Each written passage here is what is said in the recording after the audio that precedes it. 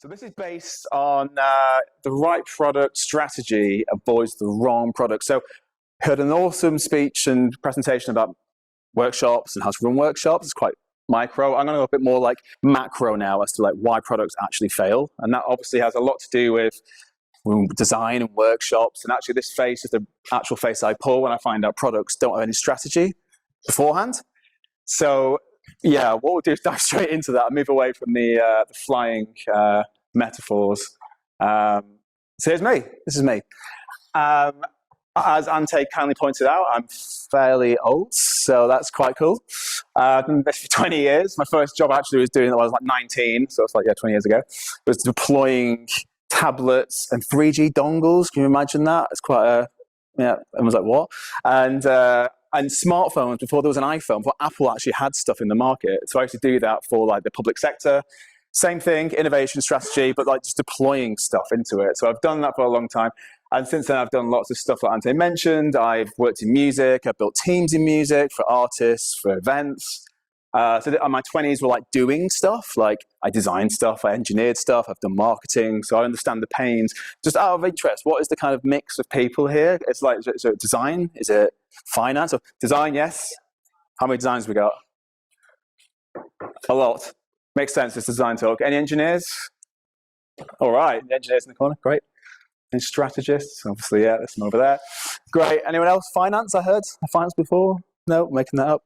Anyway, so I've done quite a few things. Anyway, built some companies. There were like my own agencies. I was a CEO at one point of a group of agencies. So I've done stuff, lots of different things. And what I'm really keen to do is obviously like build useful stuff for people. And sometimes I find myself building companies, hence the founder, serial entrepreneur. I run a venture studio. I run my own creative studio. I actually left them fairly recently to be part of Infinum, which is quite emotional. On the tip of workshopping, I'm also a workshop master. So Ying, I've done a lot of like courses and stuff at the minute. I actually do a similar thing with another brand in Berlin. Shout outs to AJ and Smart. They're obviously a big deal over there. I do stuff with them. I've done some startup events. I've done some podcasts. Done some other stuff around that. So lots of things. And obviously like building solutions for companies like Microsoft, like fashion houses like Selfridges and things like startups. There's a whole list of stuff which I won't bore you with, but like done a fair few things. That's the price of being old, basically. And my why is obviously empowering individuals to make real change in their organization. So actually what I'm here to do, whether it's for clients, whether it's for you, all you kind people, or just people in general in work, it's just to help them to achieve their potential. So my job really is to kind of like eke that out of them and figure out how we're going to like build something purposeful and make real change in businesses. And moving on. So I'm going to start with some slight drama, some slight like downplayed stats. So at the minute, we have some problems in the industry. And I did say I'll start quite macro, so I'm going macro. So digital transformation, I hate the word digital transformation, but enterprise people love it. So, you know, there's a huge failing going on at the minute in enterprise. And this is around that digital transformation. Sadly, for startups, which is also sad because, you know, they're trying to change the world and, you know, build the next Facebook or Uber, whatever, there's a high fail rate also in this space. So it's the two different worlds. And then probably more pertinent to designers and engineering over there, there's a high percentage, this actually shocked me when I learned this as well, that there's a lot of failure in the industry, and that is actually a really sad thing. And I think from what we do as you know, creatives, as engineers, as people that build useful things, it's our responsibility to find ways to make this better and make things more successful. And, you know, imagine a world where you don't have to basically settle for that level of failure. You know, and this is my real like pain point, because you wouldn't want your car to work 30% of the time or your phone to work 5% of the time. You just want to accept it. So why would we accept that in the business world? And unfortunately, this is the way it is. And there's a real deep-seated reason for this, which I'll ease into slowly. But what I want to do is go through quite a few things at rapid speed. So bear with me. I'm going to go through it quite quickly. And, you know, for me, the goal of what we should be doing is, you know, as Infinum, as any industry person, is how can we help our clients, our customers, how can we make them have a better chance of success, whether they build an app, some sort of internal tool to help basically help their, you know, business be better, just give it a fighting chance anywhere in the world, right? So that's really like a pledge to what I would love to try and do. So there's less sad faces and failures in the world and more success and happy people. So how do we do that? Black screen is very dramatic. Okay, and you may guess it starts with strategy, and that's probably a bit biased because of my job, but it's true. Like, there needs to be a plan to know where to go and how to get there. And without that strategy, this is where you can see failure all over. And, you know, as we know, with a strategist, that is the way to help you get that whole plan into action from a kind of a business standpoint meets product. And then actually with that strategist, and this is like super important for businesses and brands, and some don't like it, some do, but ultimately they need to be guided through by a strategist. And when I'm talking about a strategist, I'm talking about a guide of an expertise, knows the industry very well, or knows how to do a certain role very well. So that could be user experience, it could be engineering, it could be something that's really useful in the creative space. I'm guessing everyone's seen Lord of the Rings, right? That's my first concern with this. And if you haven't seen Lord of the Rings, there's one more person you might know, just in case. You can take your pick which you like the best. But the point about these guys, so these are like the original kind of like OGs of the guide world, right? They don't make the story happen and the heroes, like, they're not the heroes, they're helping the heroes win. They're just there in the back with a plan, with a strategy. They're trying to figure out how they're going to get, you know, Frodo and Luke to get to that final point and win the, you know, everyone high fives, it's great. So these guys, for me, are, I don't want to say the heroes, that's a bit weird, but they represent what we're trying to do at strategy. And for me, this is the key thing that I see all the time is, you know, executives or founders with great ideas going, look, this is going to be amazing. Let's just do it. Let's just build stuff and throw money at it. And that, unfortunately, much as it is appealing to salespeople, for product people, that's fairly risky. In fact, it's massively risky. And as I'm saying before, what we want to try and do is flip that mindset across to actually doing something that succeeds and we make sure people win who are going through it. Now, this is interesting because I actually get paid to be a product strategist for some companies, and they say to me sometimes, like, so what actually is it? Like, what's the nature of product strategy? And like, what are the strategists doing for me? Which is quite interesting because they're paying us to do it. But then it's a bit of a grey term, but I think it's coming into its own right now because there's been lots and lots of years of like, you know, engineer, design, growth, like it's been around for a while now. I think strategy is the thing between the intersection of business and product. And we have the most power to make the most change at the early stages. And the reason I know there's a lot of design here, but for me, as being a strategist, it's not necessarily you have to train to be a strategist. It's like you have to be very good at a thing and then want to consult to be something that makes change and can communicate with clients and stand here and do talks, whatever. But the idea of a digital strategy really is that it's, you know, exactly the benefits of the business are articulated. We can show clearly how the product's going to make impact to both the customer and the business. And really, as this shows, it's clear that, you know, Mr. Executive or Mr. Founder or Mrs., whichever, they will have a vision, of course, but it's up to us here at this early stage to make sure that is like validated. I use this word a lot in a minute, so bear with me on validation. But without that validation, without that plan, everything underneath it, like the roadmaps, the product plans, they're all at humongous risk. And more importantly, the people doing stuff beyond that, i.e. designers and engineers, are also at risk because you've got a risk there of trying to build stuff without a clear definition of where we're going. This is like another variation of it. You may have seen this before, the product stack. And again, you know, our job here is to kind of sit right in the middle between the client and between the product people to make sure things are beautifully marvelous and they work and everyone's clear and aligned. So in terms of the stack, that's how we get there. But you may have seen this before. I saw it from Jeff Bezos. I'm not saying I'm a fan of his, you know, I'm sure he's a nice guy. But I think this is super important because like the vision has to be fixed. It has to be, otherwise why would you do anything? Like it's the North Star of any company and any product that should be getting built for it. But what we need to do as, again, creatives, doesn't have to just be strategists, as people of expertise in digital, we have to work with clients to be flexible on the detail because we can't predict and project everything in the world. It's impossible. What we can do is turn these unknowns down to something a bit more concrete and real. In terms of what we actually do for them, is literally this. It's like at the very beginning of any engagement, we should be like there with the business, figuring out how we do stuff. And I say we, I don't just mean myself and other strategists. I mean, representatives of each different department should all be there collectively to help figure out what we're doing. And basically, you know, working with innovation is our thing. Making it succeed is what we want for everybody. And actually doing that is where, you know, you meet these kinds of people at the start. You may recognize some of them. And for me, it was a shout out to them because, you know, they make things happen.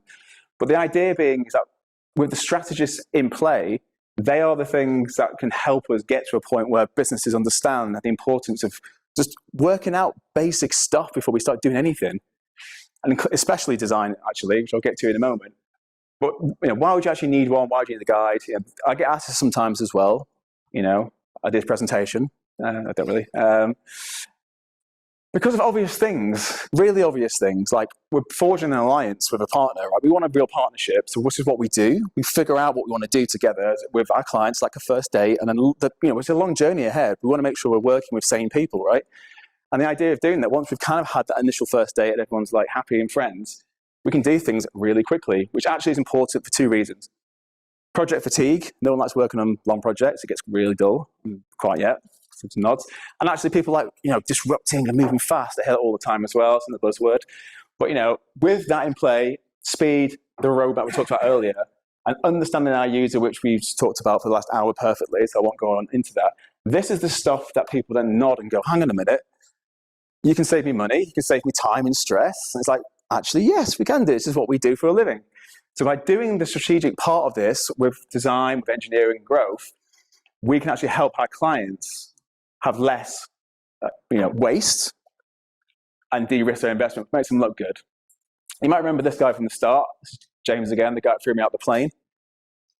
For me, this was kind of like the most obvious metaphor I can put into this conversation right now, which is basically, you know, if you're going to do anything of worth and cost and time, and in this case, my general health potentially, like you wouldn't just do it solo and just go and jump straight into it. You'd need somebody to help navigate you and work with you and give you some training and be there to say everything's going to be okay and like keeping you in the right frame of mind while you're going through it.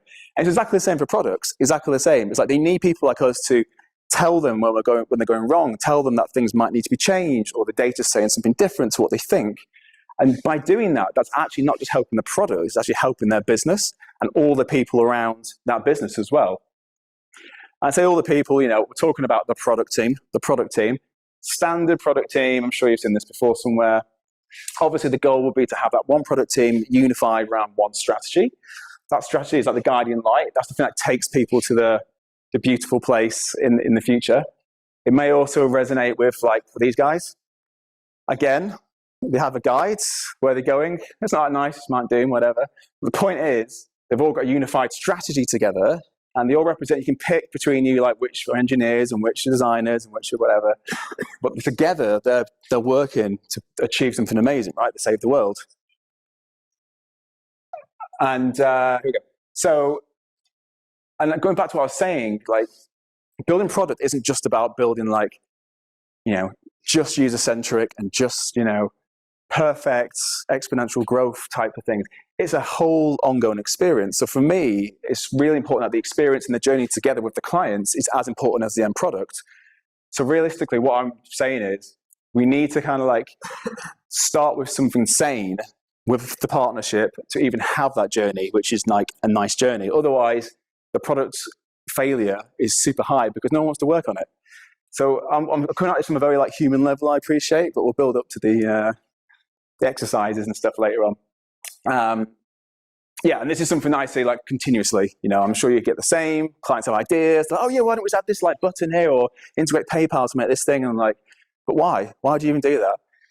They would know why. The strategy was there in the first place, but sometimes it isn't, and that makes me sad. So, you know, this is what I'm trying to get towards. So let's just talk about like what we're doing. Right, this is the old way. Sounds very dramatic, doesn't it? And you know, someone has an idea. Everything starts with an idea, right? And someone makes a business case. It's probably like, you know, Steve or Jane, the executive, go, yeah, we're going to build this like efficiency tool in a business, blah blah blah. Great, let's roadmap it. That's great. Then usually this is where we get engaged. It's like, right, we need an agency. They have to build something for us. We need designers. We need engineers. We need like really good like creative people. And then what happened is we'll go, yeah, fine. PM will go, yeah, let's make a backlog of all the feature sets and blah blah blah. And that's great. That's how things have always been done for years. Why would you not do that?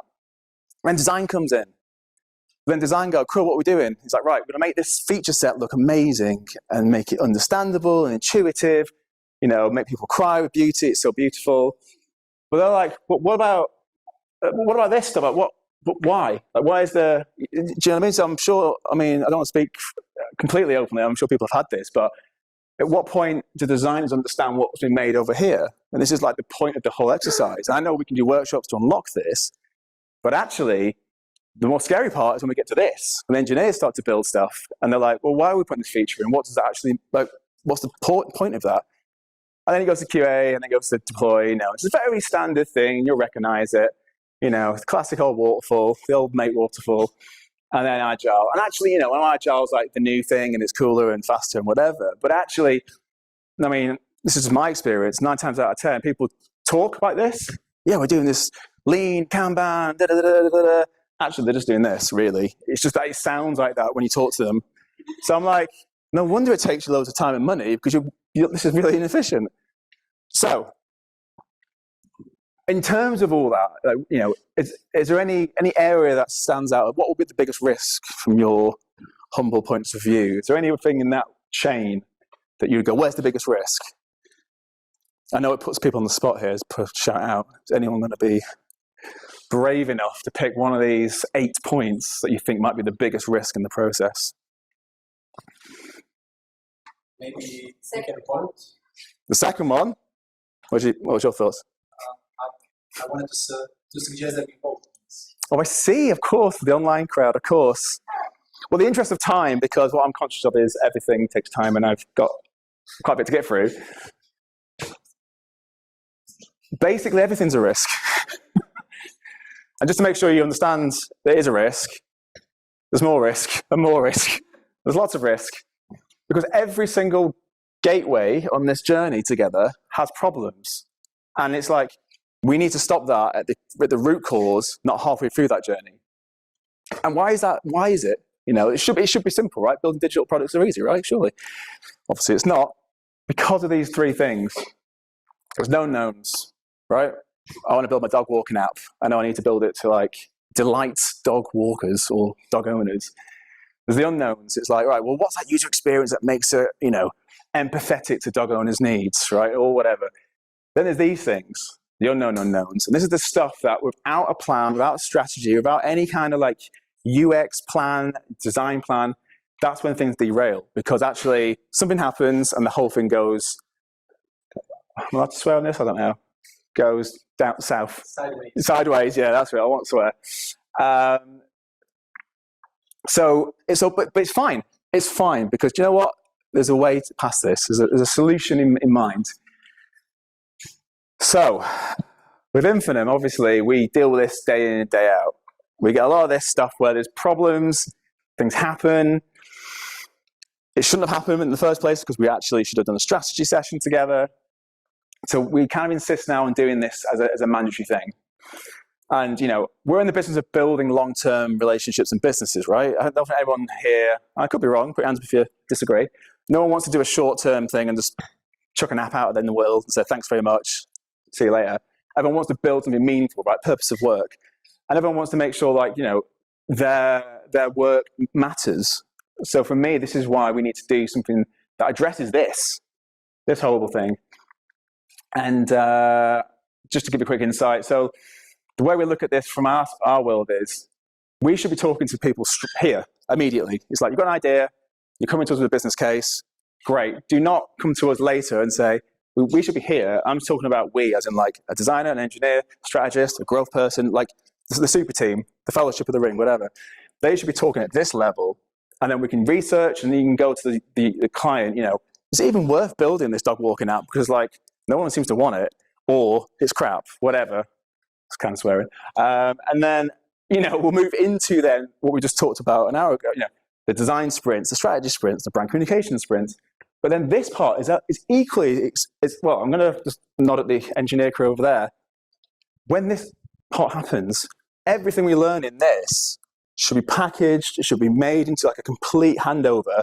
So there's no unknowns, there's nothing, there's no gray areas. It's a complete pack to say, this is how we're going to work, this is how we're going to build it, this is what the users want, this is how, you know what I'm saying? That's how it should be. So we're trying to address that at Infinum from this, because, you know, not every person we've ever worked with starts with strategy yet, but soon everyone will. And then, you know, with each section, I'm talking about like, what do we do? And this is getting into the workshops. I'm not going to bore you with every workshop there is. But before even doing design sprints, wouldn't it be great if you figured out if the product was even worth doing a design sprint on? Like, does the market want it? Does the competitor, like, is it going to beat us on going to market? How do we get that elusive product market fit that everyone loves to talk about? And it's a process. It takes time. And, like, you know, unless the client turns up and says, we've done all this, it's great, then awesome. But 9 times out of 10 again, it's very rare we see this. And this starts the roadmap. It starts it. But it's definitely, like I say, this is like, so I'm rinsing the metaphors a lot on this, but this is like, we're starting like in the Shire, leaving there. That's that kind of vibe. Got a long way to go yet. And, you know, it's basically, it's a good sign of leadership. You know, people love to have a roadmap. We can create that for them. That's fine.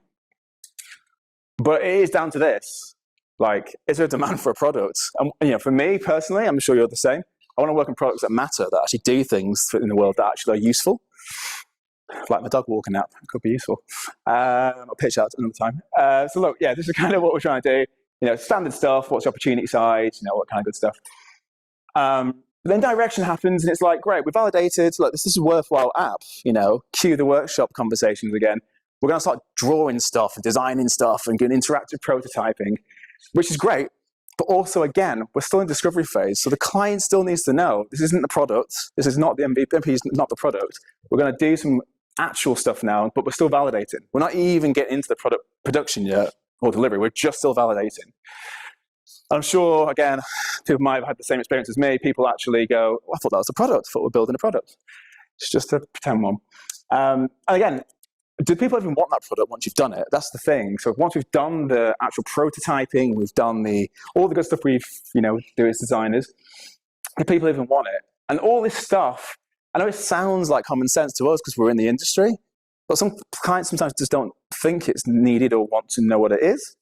But the idea is like, we're building up this perfect pack for here. So when we get to production, that can still be design, you know, full design, and it can be engineering. But the point is, there is no questions then. It's like, we know how we're going to work together with their team, our team, whoever's team. We know who's in charge of what, responsibilities, the tech stacks, you know, epic backlogs, you know, handover of design systems. And even this will help. There's no salespeople here, is there? No, but even this will help the salespeople come back and say, we can give you an actual price now because we know stuff, we've learned stuff. Like it's a real thing. We're not guessing anymore. We've got like a real plan of action. We've validated it multiple times with the audiences and customers and the market. And also, it's like we just know what we need to do. And for me, if we can get to that place every time, how much happier would life be in our world? Because we've got so much clarity for every person involved in a project or a product. So there's a way around this.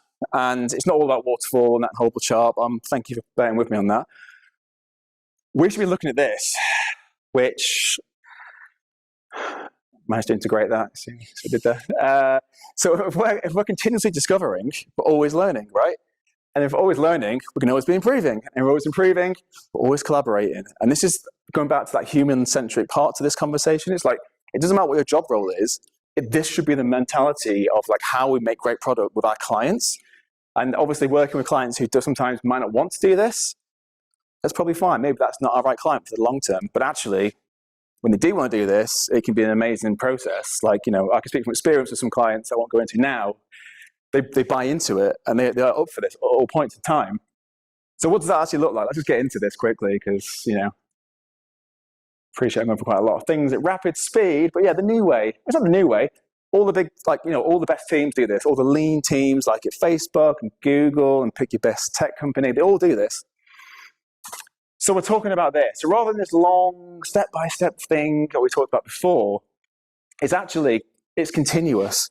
So yeah, we'll start with workshops and all the good stuff I spoke about, definition and market research and defining things, and we'll start there. But once we're in the production of this, we should still be doing this. And this as creatives, and again, it doesn't matter what your label is, what your job is, we should be part of that super team that works with clients, should still be continually doing the research, the figuring out what's going on, looking at the data. And this sort of stuff then provides us with a lot more real ways of working to measure success. Because roadmaps are great, but they're a bit, they're a bit stagnant, aren't they? They're very like, you do this, you do that, and everyone wins. Actually, what it should be is the vision should be strong, as we talked about before. The OKR should dictate everything we do. So whatever the business measurement of success is, it's quite fluid. It will change. There could be some market change, some market shift. But that changing will then help us understand then, great, well, that's changed. Let's go back to this now and figure out how we're going to do that. So it's about solving the problems as they come in rather than just going to follow in this long-term 2-year roadmap. And again, emphasizing this, everything we do in discovery, it's not the product, it's tests, it's experiments, and we have to keep that going. But that's a big, big part of what we should be doing as creative, especially in design, especially in strategy. And then by doing so, the product market fit actually becomes achievable because we're actually all the time pivoting the business or changing little micro parts of the product to suit the actual marketplace. So it's actually a much more collaborative, better way to do that. And then we're kind of getting into this stuff here, which people love to say, but I believe this is actually pertinent to what we're talking about. It's like, we're not just then building and shipping, we're learning at all points in time that the product is valuable, that it actually is usable, people can actually use the stuff that we're shipping, and that's feasible. Like, we don't have like someone dropping a development bombshell on their table saying, oh, can you integrate this obscure third-party tool into this product and launch it by, tomorrow. It's feasible, it's real. And by doing that, it's a full virtuous circle. We can actually then make sure we're giving back to the business the data they desire to prove that the product is fundamentally helping build their business. And this is like the way in which we every company one day should work if we're doing what we do in software, but this is like the journey of comparison. And yeah, I mean, this is really, for me, I'm sure probably for all of you, right? Outputs are great, and we produce a lot of outputs, especially in strategy, a lot of outputs, a lot of research, a lot of design, it's a lot. But outcomes is where we want to be. We want to actually like go home and go, we've made a difference in some small or big way to what we've done with our craft. And then, and this is also something that I put in purely because I get this a lot too. It's like, we've got a problem, we've got to fix it by building a feature. It's got to be like this new notification feature. It's going to like pop out people's screens and give them a hug or whatever. It's like, that isn't going to solve people hating our app, right? That's not the way. But with strategy, we can look at all the different micro problems. It could be the market, it could be the customer, it could be design, it could be all manner of things, but it covers all manner of like problems we can figure out together with the client. By doing that, having the strategy in place, we can literally not only embrace change, but we can actually use it as our kind of tool to help the client manage change. And I think that is a big part of what starting with strategy gives us, but then involving all the people in the value chain from the kind of, design, engineer, growth, etc. We can all add to it then. It's not just this one kind of like mystical solution that, someone in the strategy department does. It's all of us collectively as a hive mind. It's the full, value of what Infinum offers. So yeah, in summary, look, I mean, start off with some kind of like sad stats, and this is just to set where we are today. What I believe we can do collectively by doing all the things that's been talking about is flipping that into something much more happier, much more success, much more innovation in the world. And by proxy of doing that, it also gives us a way to have like more purposeful work, purposeful partners, and then mostly as well, ensuring like all our teams actually work with the client from day zero. So it means we're all involved from the get-go, right through to the kind of launch and beyond. And then I guess just to kind of wrap it up, yeah, let's just build some great products, not the wrong products. And we know now it's not necessarily just about how something is just designed or engineered. It's the whole thing. So we should be looking at this from like the macro as a collective, saying, well, how can we help the whole thing, not just my part to it? And by doing that, we'll build better companies, better like healthy working environments, because we won't be dropped under the bus for doing these like last minute amends or weird changes at the engineering level. But it has to start from somewhere, and I think strategy is the answer to all of it, and that's what starts up here. So that's what we're trying to do quite, say aggressively, it's a bit too strong a word, but proactively at Infinum to help the whole design process and product process be much smoother. And thank you for listening. Feel free to contact me on any of these channels, and I'll put that in there for the sales guys. Complimentary strategy service. If you want to get a free 45 minutes, you just go here. That's me. Thank you very much. Cheers.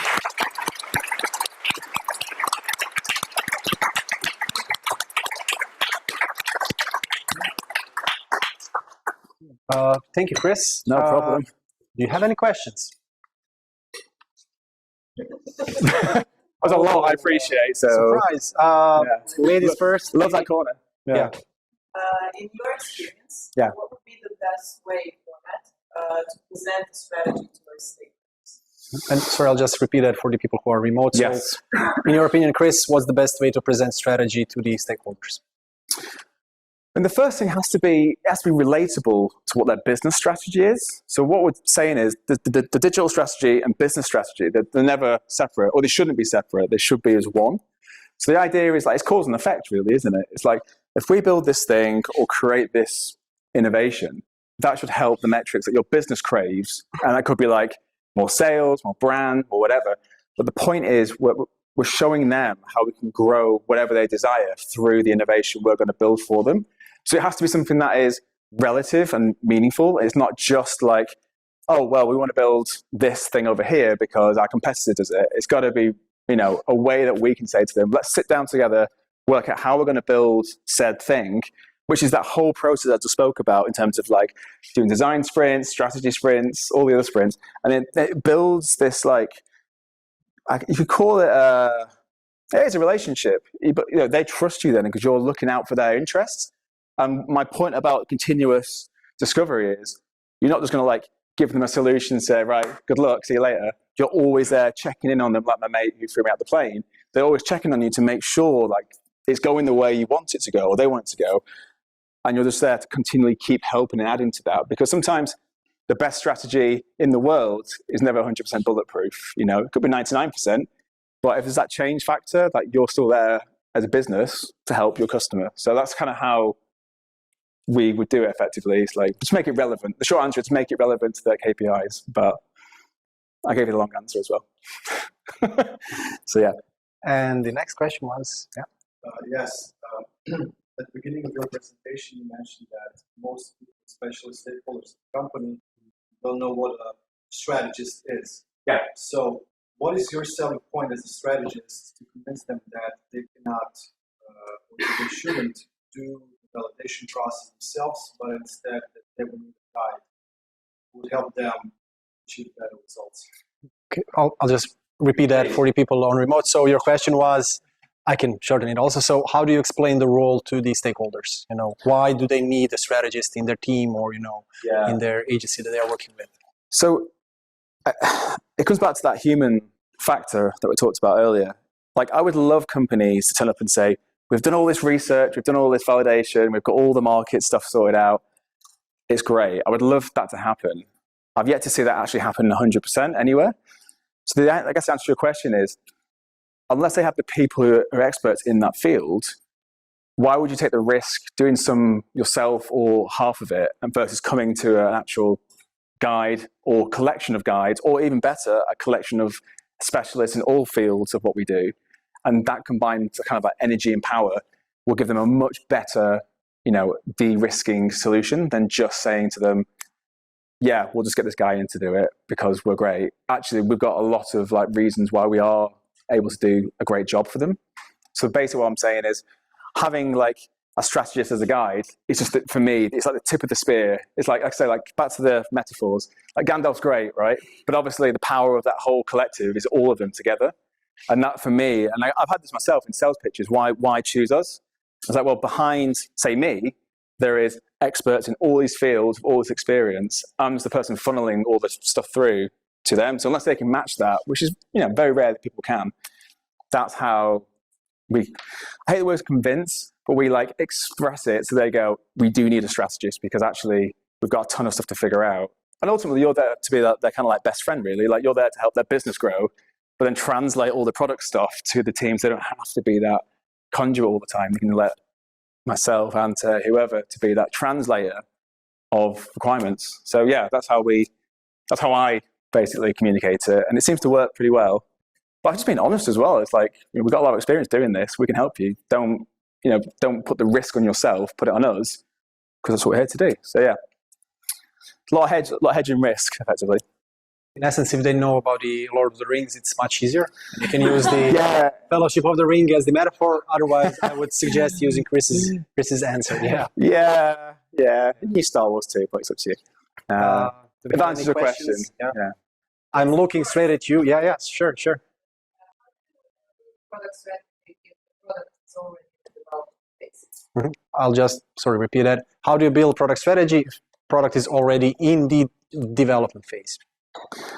So looking at the things I've shown on screen there was a whole bunch of bullet points, right? Like, market research, competitor research, then things like design, and just think of it as like, if all those are the best practice, has that company even attempted to do any of those, or how much of those? Because you can still take a product in the market and apply a strategy, because the market itself won't have changed. The product will be doing what it does in the market.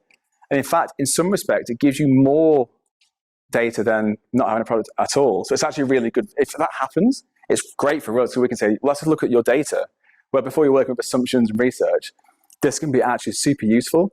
So you take the data of the current product in the market, and all the points I just mentioned, and say, look, we need to go through this whole piece together. And so you've done this, you've done that, but actually this is a load of stuff you need to do, and let's use your data to help validate the other validation steps we've done. So effectively, it's just taken almost like a bit of a wide-ranging strategy and just going through it and narrowing it, saying, well, you've done figure like a game, right? It's like 10 levels in the game. You're at level 3, but you can't get to 4 or 5 until you've done, that one level. So that's how I look at it. It's try and gamify it into a point where you're saying to them, we'll make you better, but this is how we make you better, or level up in the game metaphors. So if that answers your question. Great, thanks. So if they are gamers, it's also easier. Yeah, you've got to be great at metaphors, basically, looking strategy. Can I ask you to read the question? We have one online from Victoria. Can you read it out loud and then answer that one, please? You talked about the human aspect a lot and the never stop. And it's a certainty about accepting the unknown unknowns and a certain level of uncertainty as such in order to move forward. What are your thoughts on the right strategy and constant discovery versus industry-related changing factors, which sometimes might be the reason behind 90% of statistic rates of failures? How can the right strategy help here? So it's quite a long one. So from what I understand, It's still the question. I'm just trying to break that down. So I think what we're saying is, yes, there's unknown unknowns. We know this. We know there's 90% failure rates. I think the question is, if the 90% failure rates are based on an industry or external forces beyond, just best practice, how can you actually stop that from happening? Which is the greatest question of all, really, isn't it? And I think that's what I was saying before. There's no way we can guarantee anyone 100% success. That's just it's impossible. But the point of what I was trying to get across before was there are layers and layers and layers of stuff that you can do. And even if market forces come at the business, your kind of preparation for the product kind of plan, roadmap, the continuous kind of discovery, all that stuff will help you quickly mitigate that risk to a lower percentage. So I think there's not a silver bullet I can give you, but I think the point I'm trying to say is collectively, if the whole team working on product does all the points I was talking about there as an example, that will definitely give that 90% a good slap and get it down to 30%, 20%, whatever. Because you can never change the market forces, but all you can do really is control what you can control. And I think my problem, if you want to call it that, is when companies launch products, build products, but don't put in the legwork to help them kind of sustain growth or sustain a plan. They just build, ship, see what happens. So I think for me, it's trying to get that percentage down from 90 to as much as you can to 0. But yeah, it's a good question because there is a actual answer that says you do this thing and you're invincible forever, because that would be insane. But yeah, that's kind of my convoluted answer, Victoria. I hope that gives you some solace in my answer. But for me, it's just like it's a journey. You do lots of things to help that journey be better. Yes, there will be pitfalls, but ultimately, by mitigating the risk through the process, those pitfalls will be much less and hopefully less severe. I got a thanks. So that's good. I feel I can sleep at night now. I was a bit concerned I wasn't there. Cool. Thank you. Do we have any more questions in the room? Okay. What do you do when the client is going to invest like huge amounts of money in a product that doesn't make any sense? Like you did your research and there is no market fit. Yeah.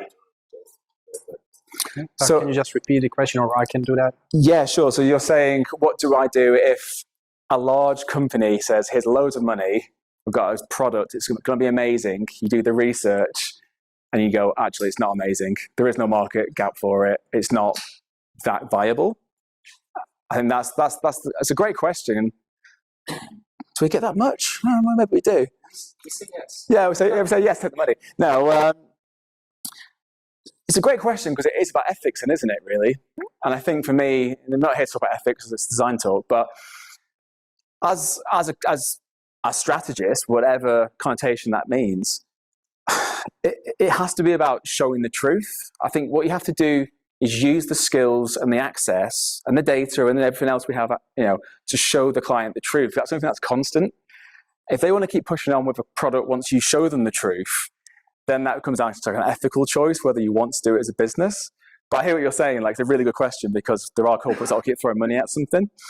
But for me, it's actually a case of, can you not just then say to them, change the product to something else, but let's use the method from a ground up point of view and find what that thing is. So the idea being, you can take the money to do the work, of course, but I think the process should be validate that it isn't going to work before you tell them it's not going to work, of course, as an ethical best practice, but then suggest, this is what we do, right? We're innovators, we're creatives. If we can't create alternative solutions, we should probably be working in innovation, right? So it is to look for that, but start from that process of, again, back to the levels thing we asked before. They're coming at a certain level, see if you can get them to the next level. If you can't, because of whatever reason, then say, look, we have to reset and go back to level 2, but we'll do it the right way and we'll figure it out that way rather than just turning the lights off, So, yeah, give them the truth, try again. If it just doesn't work, you move on. Yeah, I think there's this need from a lot of companies that aren't into digital business. They need to have websites or web shops or whatever. So it's a huge amount of failure because a lot of companies don't understand market. They just have this need. We have to have our website or web shop or some digital product on it, whatever. It's a very good point. It's vanity or I don't know, something like that. But it's just they know it's thing, whatever. Yeah. So I guess just to repeat that back into for the audience. Chris, can you just repeat the any question, please? It's not my conscience. Yes, of course. So the short version is, companies see people doing things in digital. They think, I have to do it in digital. So then they spin up, dare I say, like a Shopify website or some out-of-the-box website and think that's going to help me solve the problem. And that's going back to what I was talking about earlier. It's like, don't solve problems just by building a feature or just spinning up a Squarespace website. Like, actually figure out, first of all, what the business will benefit by doing the product. Let's get back to the basics. Like, what is actually the purpose of doing anything in the business? And it's like, is to either make money or to make some sort of KPI or OKRs I was talking about first. And then figure out, does that actually then need to be done in the products? Because, we're talking about the 90% fail rate, right? And that actually people just knee-jerk react to making products for the sake of it because they're seeing their competitors do it is not the way to go. But it's because it's easy to do that. I see someone do something, I copy it, versus, because to be honest, doing digital product, as we know, is super hard. And I think doing strategy to make it work with business is really hard as well. So the point is, you just need to actually, my advice to your question is, start with why, isn't it? Start with why. Don't build a product for the sake of it. Actually work out the strategy first before you do anything else. So it's right back to my talk, really. It's like, just start with strategy, please, everyone who watches this. And then I won't have to pull that face I make when I jump out of planes. I think there was another Question also? Yeah. Yeah, two questions. So Okay. the first one is regarding to the strategy, when we build the strategy. What part of the roles from within the organization fully those strategy? From the agency side or the client For side? example, the waterfall model, we have 8 or 9 Steps. steps. Yeah. What part of people will you take for the strategy building? Or is it just a meeting with the vision bringer? Sure. That's a great question. Let's just repeat that. Yeah. So in terms of like the 8 steps I walked through before in the waterfall process, you know, who do we need? And it's from the client team, right? Or from our team? Any team? Both teams, yeah. So who do we need in these phases from both teams effectively to make it meaningful? And the answer is actually, well, the short answer is it's different people at different stages, to be honest. But the point of it is like we have inclusivity of like both sides. So it's like, it's not just about, and it's back to the workshopping mindset. It's not just about me saying, I'm going to go and solve everything as a strategist. I need, from say the Infinum side, I would need a lead designer. I would need a solution architect. I would need probably a head of growth. Because again, back to the whole like metaphor stuff, like we'll have our own superpowers that make that team solid. And I would say the same for the client. Like it shouldn't just be the CEO. It should be someone that represents the head of customer services if it's a problem they're trying to solve, or the head of marketing. So for me, it's like it can be different people over time, but it needs to be varied. But the point is, like, it's a collection of people on both sides, and that's the only way you can forge these true partnerships I'm talking about as well, because you're all working together to solve something that actually is quite hard. So yeah, it's a mix, and it's a bit vague. I appreciate my answer, but it is that. It's like it's been very, very diverse, but also making sure there's a collective of people doing it, not just, you know, the CEO of X company in Ante. It's got to be a collection of people to make it work. Your second question? Yeah, and the second question is, so you do some kind of validation, idea or strategy or something. Do you, and if you do, how do you validate that validation? Just How do you repeat know the. that you are not steering in the wrong direction? Yeah. So the question being, yeah, if we're validating an idea, how do we validate our validation of the idea to ensure we're not insane, basically, or making a mistake, right? That's kind of the... For example, the question from before, the validation says there's no lack of feedback. Do you validate that statement or challenge?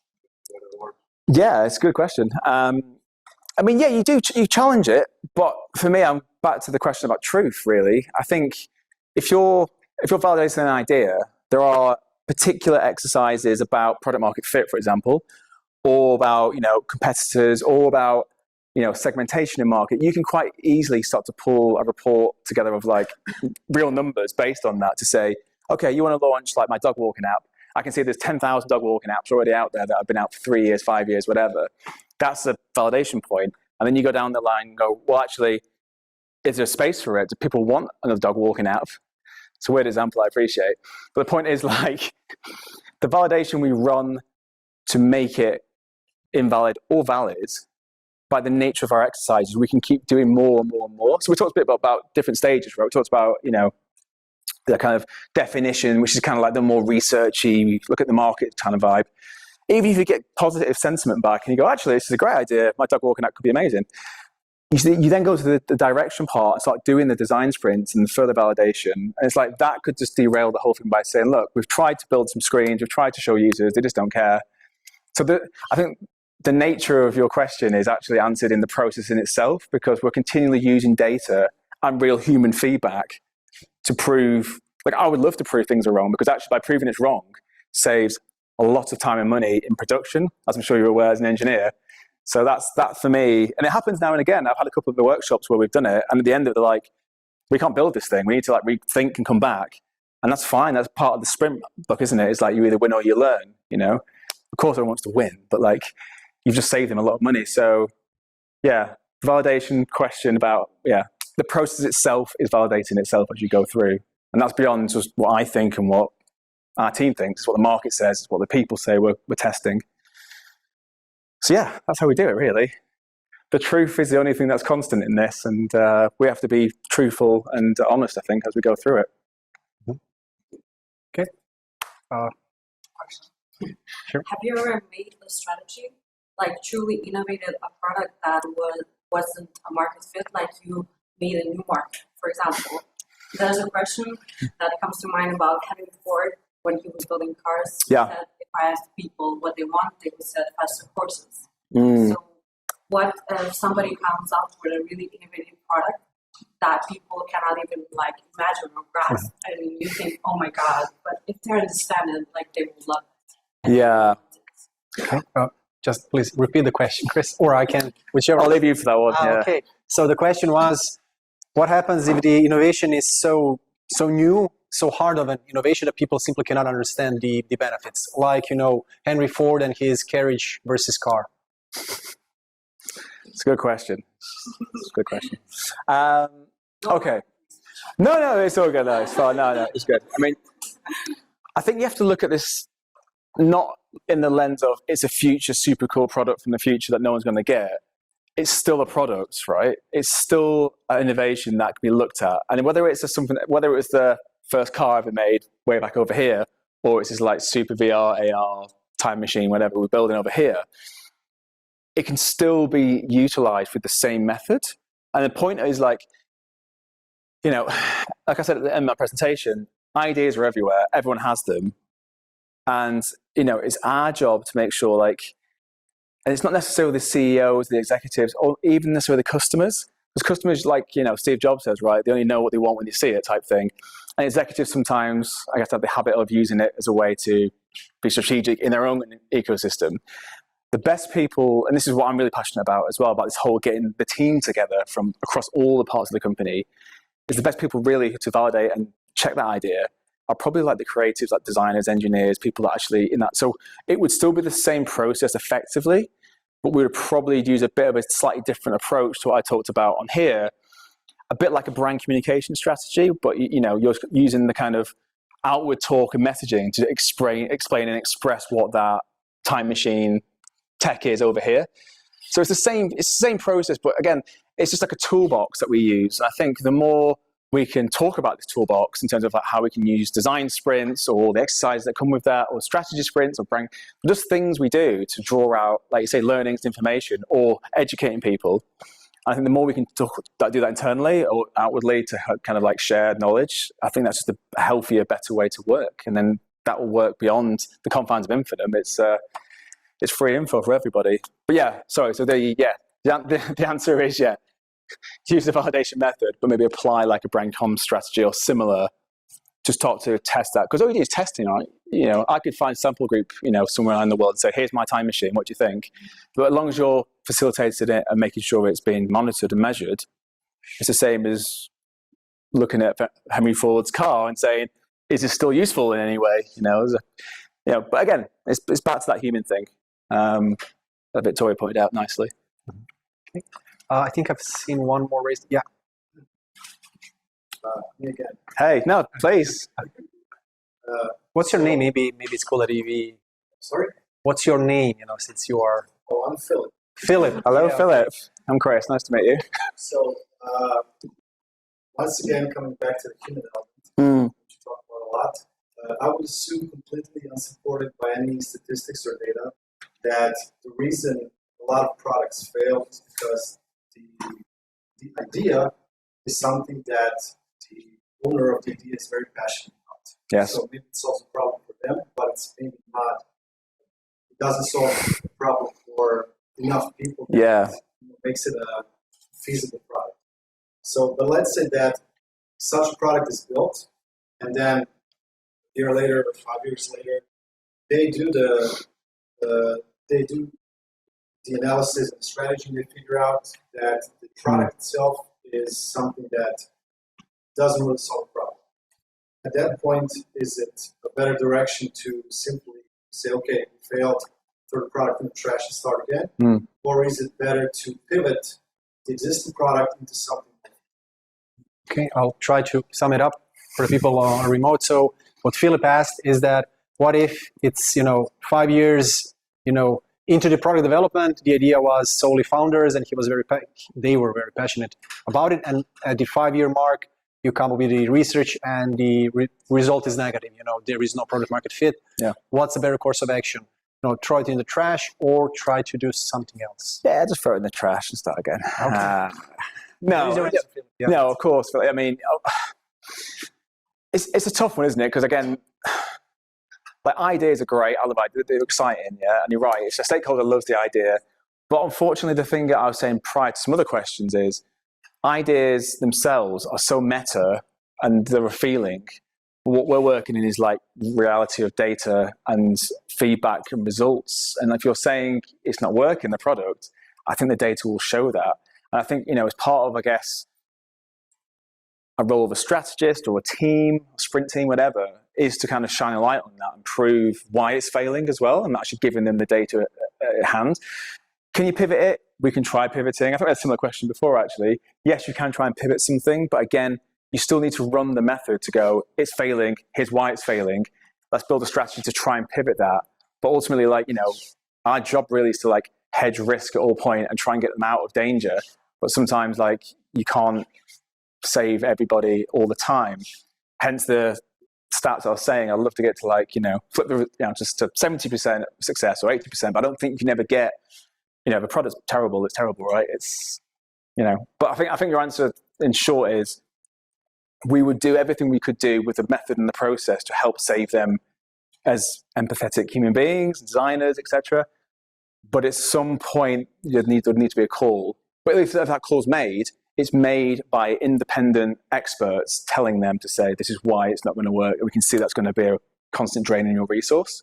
To reassess it somewhere else. We move the resource somewhere else. So, yeah, it's more of the sadder side of what we do, I guess you could say. It's like you're telling the truth to the point of not happiness and rainbow. It's more like, actually, this is probably not going to work. And we've tried multiple ways now.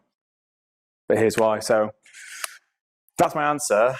Again, it's a bit like Victoria's question, actually. There isn't really I'd love to say there's one strategy or whatever we do and it saves the world. But unfortunately, it's layers. It's just layers. It's back to that game analogy again. It's you're never going to get past that level because the data doesn't support it, If that answers your question, yes. That's quite around the house way of saying it, but it's because I'm always trying to solutionize at the same time. So I'm how can we save that person? We have one more question there in the most. No, please. No yeah. So, let's say you launch the product. What about the strategy at that point? Do you build a strategy? What will happen with the product after the launch, and also the product marketing strategy? What about that one? Is that something that is here the way, or is something? So I'll just repeat it. Yeah, thank you, Chris. So. What's the role of strategy once the product is launched, and what's the connection between the strategy and product marketing? It's a great question. Again, thanks. I mean, the answer for me is yes, it will be in our remit because our job isn't just about building stuff to ship it and that's it. It's actually about, it's a life cycle, isn't it? So actually, your question, which I think you were asking was, when it launches, what do you do in the wild, in the market? How do you help that? So in reality, during the initial early stages of the discovery, we should be having growth specialists already in the mix. What I was talking about earlier about having everybody together. So even if they're only a small percentage of the team who come in every now and again, the growth team, for example, here should know, okay, it's launching here in these target markets. We need to run these campaigns, or at least advise the client on that. Because our job's not just about making something that looks cool and launches. It's actually about making it successful. That's what I'm saying about the long-term relationships. And I think it'd be remiss of me to say we definitely ignore that because we wouldn't, because we've got the expertise here. And I think that's what separates us from maybe say just pure product, like digital product studios who make cool stuff. We can actually have the impact beyond launch to help growth. And also as well, the strategy will dictate when features need to be released. If we've done it correctly and right, there'll be tons of features to still come out and be released, and that ties into marketing. So it's why it's back to my kind of collection of superheroes again. It's they should all be planning, on build, on launch, and beyond together, and there should be plans in place for all those things. And obviously they're going to change. That's what I was saying about the change factor, but you've got a plan versus zero plan, So and that for me is how you retain strong relationships with clients and just people. Okay, anybody else has a question? Yes? I have a question in addition to Philip's question. Yeah. If there was an idea and it sounded good, but after further researching, it actually it didn't. It's not quite good. Okay. So, what's the best way to tell that person that his idea is? Okay, that's very. Do you want to name that person for the question so that we are, what's the way to tell Ivan? Okay, so the question was, if a person, I'm guessing a founder or CEO, had an idea, you've done some research, now it doesn't seem as good as an idea as it did at the beginning, how do you tell that to that person, which is probably a stakeholder, I'm guessing? So let's say. But it could be someone from your team. Okay. So giving feedback to both maybe stakeholders and maybe to your peers. Maybe that would be the two questions here. I think the way you presented that question in some ways answers it, because you said, if an idea sounds good, but it isn't, what do you do, right? And like I was saying earlier, ideas are cheap, so to speak, until they're executed. So for me, it's like, if the idea sounds good, but it just isn't, let's say, John, the founder, hires Infinum, right? We'll go in and do the process of like defining and figuring out what is and isn't right for the product. If that comes back and says, look, this is not going to work because of all these reasons, and it sounds quite negative, doesn't it? But like, our job is kind of done because we've proven it's not going to work with data. And what that means is they're not going to spend the next 6 months, 12 months, their lifetime building something that isn't going to be useful to people. So it's kind of like, it's back to the design sprint thinking. It's like, we'd love to say everything wins, every idea is great, but if it's not going to win, they'll learn. But our job is to kind of give them that data and that feedback as fast as we possibly can, because maybe we'll have another great idea that actually works after they stop doing this one. But it's the same thing, really. We're doing the same process to get to that assumption, not assumption, the actual fact, but we're using like consistent data and consistent research and consistent validation exercises to make sure that's right. The worst thing in the world is to do a user test after all that work and then the users go, no, I don't like this. That's a slap in the face, but it happens, right? It happens. Not very often, but this is like it's the art of it. And that's what I was saying earlier about strategists in general. I think it comes with the turf of being you have to be good at communicating good and bad news, but with some rationale behind it. And I think that's a big part of like working with all the experts, because they'll be the people that also say, this isn't going to work, or it might work. It just depends on what the situation is. So that's how I do it. And it's a collective thing. If I wasn't sure about the technology because of John, the founder's idea, I'll go and speak to an expert somewhere in the solution architect team. If they said to me it's terrible, I would believe them. And then I'll go somewhere else. And I'm just going out getting data all times. And that's all we can really do for people is, look, this is the way forward, or in your case, not. But back to the same question, actually. Philip asked me. Yeah, it's like, But how do you do it? With empathy, obviously, with a smile. Yeah, that's a hard one. That's a personal thing. I can't give you that answer because, I might tell someone differently to say ante or someone, it's just that's the personal thing. But it's doing it with confidence and truth. That's the truth thing. When you do it with truth, you've done as much as you can do, right? To help save John's terrible app or whatever. Okay, thank you. Yeah? Yeah, I have a question. What if a client or a company reaches out without having a clear idea what actually do they want? Do we help them? And if so, how do we do that? Okay. Just repeating that for the remote folks. Yeah. So what if company reaches out to us and they don't actually have an idea what they want to build? What do we do then? Well, that would be a dream client actually for us, to be honest, because all the process I was running through before is literally how do you take an idea and turn it into an innovation. So we would actually start with that entire process. I won't repeat the whole process, but it is that. It's like start with market research, start with all the research stuff, do the design stuff, validate that, go to the, it's like that would be a dream. I mean, it's very rare we'd ever get someone saying, look, I've got an idea, I'm not sure what it is yet, but do you want to help me do it? That would be the dream process for us to do. yeah, I mean, we would just follow. I mean, I'm sort of banging the same drum now a little bit, but I think this is what we're quite passionate about. I'm especially is having something that's repeatable and transparent, so we can show people how we're getting to that assumption or that validation point. But yeah, I mean, it'd be great if you find someone that wants to do that. Give me a shout. I'll do that. But yeah, usually they've got some sort of idea. We just have to work with them to figure it out. But yeah, the stuff we do is tried and tested. You know, we do a lot of the research methods, etc. I mean, I'm taking to test to that. Yeah. Cool. But yeah, sorry, can I answer your question? Yeah. And I have Okay. Yep. Advice to previous one. Sure. You've got an idea, right? You want to do it? Okay. We can talk it out. Yeah. Okay. No, have you ever been in a situation where the client had like an idea, and you ended up building something completely different because through the research and the strategy that was done, you found out that the idea actually wasn't that good? Yeah, actually, it was one of the first. So I actually won't name names, but Sorry, Chris. sorry, yeah. Okay. Yeah. Has it ever happened that you've started with one idea and then you flipped it on its head, and that was the thing that you built for the client?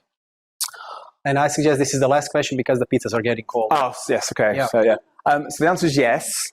I won't name the name of this client, but it was an earlier client I worked with, and it was almost like they had the idea, great, everyone got excited, awesome. And I think the idea was so great, we glossed over the fact about how do we want to... Like ways of working is pretty boring, right? It sounds boring, right? How do we want to work together? It's not very exciting. An idea is exciting. Ways of working isn't exciting. We didn't think about the ways of working enough. So when we kind of got to building the idea, there was so much friction between teams trying to make the idea work because everyone's super excited but going in different directions.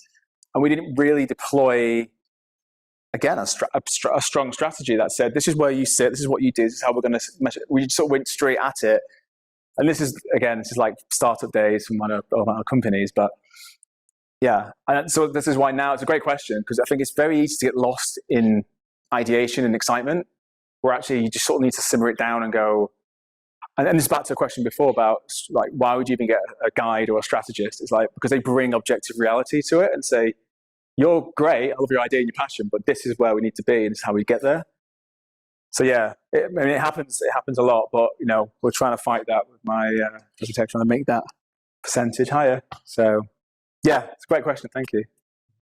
Okay, cool. So please, huge round of applause for Chris. Thank you. Thank you, Andre. Yeah. Okay, so we are done with the more formal part. The food is here, and also for participants online, yeah, we'll be sharing this recording either tomorrow or the day after, so you can kind of go through all of the questions that Philip has asked once again. Thank you very much.